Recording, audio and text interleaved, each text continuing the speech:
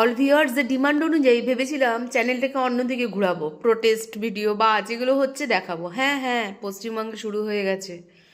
যার দেওয়াল খালি পাচ্ছে তার দেওয়ালেই লেখো স্টার্ট, যে আমায় ভোট দিন, আমায় ভোট দিন।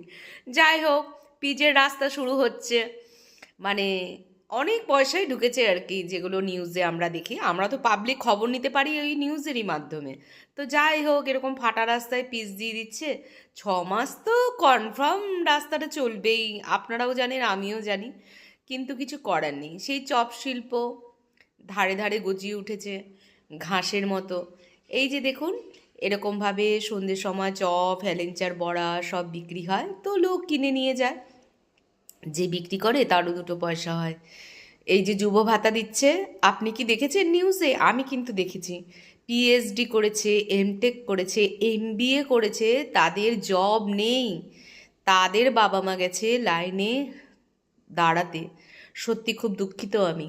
এই যে আমার ছেলেটা সফটওয়্যার ইঞ্জিনিয়ার, সেও কিন্তু বাইরে থাকে। কত দূরে থাকে বলুন তো? এরকম যে গাড্ডার মধ্যে কতগুলো পিচ দিয়ে রাস্তা তৈরি হচ্ছে, বলুন তো এটাই কে প্রোটেস্ট করবে? আমার কোনো কাউকে নিয়ে কোনো দাদা বা দিদি কোনো ঝামেলা নেই। হ্যাঁ, আমার একটু শরীর খারাপ, গেছিলাম ল্যাবে টেস্ট করতে, এক্স রে করতে। আমাদের এখানে না এরকম সুন্দর সুন্দর বেকারি আছে জানেন, কি সুন্দর পাওয়া যায়। আমি ওগুলো কিনে